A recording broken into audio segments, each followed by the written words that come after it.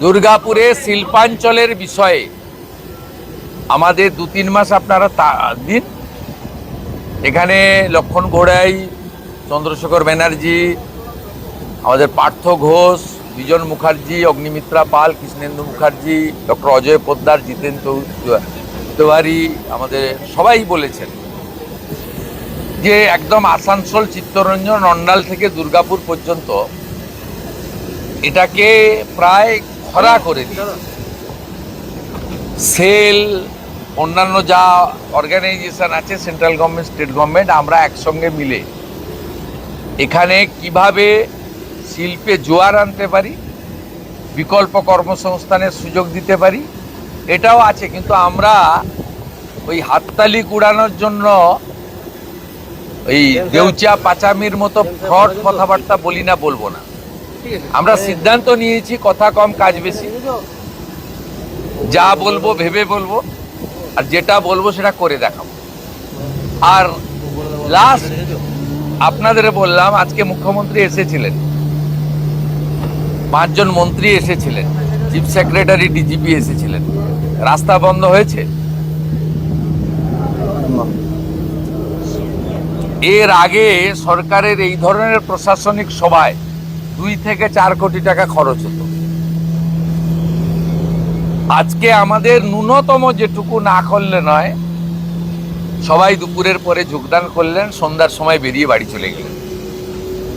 আমরা প্রশাসনিক খরচ কমানোর উদ্দেশ্য নিয়েই অপ্রয়োজনীয়, বিগত দিনের সরকারের সময় 3 দিন ধরে সব শুট বুক থাকতো।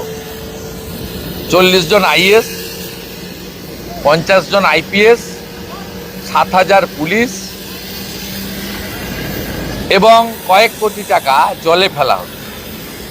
আজকে এগুলো আশা করি দেখতে পাননি, ভবিষ্যতেও আমরা সুযোগ দেব না এসব দেখার। এটা প্রো পিপুল গভর্নমেন্ট, ডবল ইঞ্জিন গভর্নমেন্ট। এই গভর্নমেন্ট মানুষ যা চায় তাই করবে। আপনার সরকার আপনার পাশে, আপনারা এই সুযোগ পরিষেবা আপনারা পাবেন, এটাই ছিল আমাদের মূল।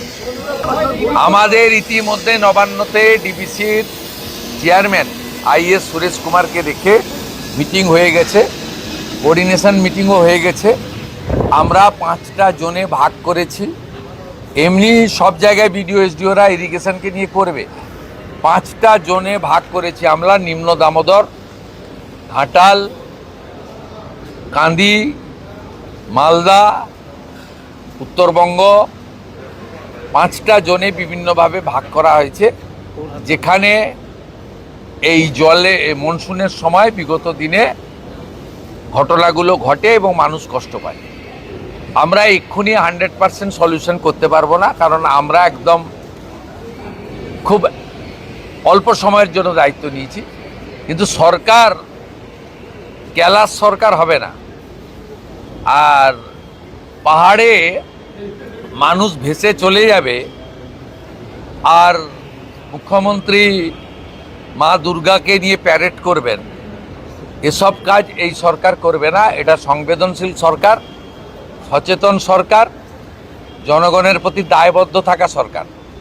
তার জন্য প্রি মনসুনের যা যা কাজ করা উচিত আমাদের ক্যাপাসিটির মধ্যে আছে, আমরা স্টার্ট করে দিয়েছি। Don't get ওনি। আর এভাবে বলা উচিত নয় ভোট কখন হবে স্টেট ইলেকশন কমিশন বলবে।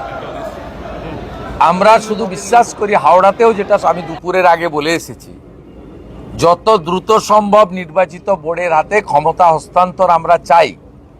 দুর্গাপুরের মানুষকে আমি আশ্বস্ত করতে চাই, দুর্গাপূজা বা কালী পুজোর পরে যে কোনো সময় নির্বাচন করার বিষয়ে সংশ্লিষ্ট দপ্তরের মন্ত্রী অগ্নিমিত্রা পাল বা রাজ্য সরকার, আমরা সহযোগিতা করব স্টেট ইলেকশন কমিশনকে। তার আগে ডিলিমিটেশন,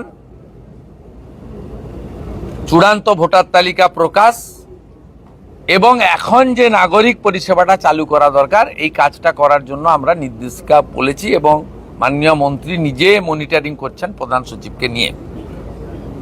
শুধু একটা কথা আমি দুর্গাপুরের মানুষকে আশ্বস্ত করতে চাই, 2017 সালে আপনারা দুর্গাপুর কর্পোরেশনের ভোটে কেউ ভোট দিতে পারেননি।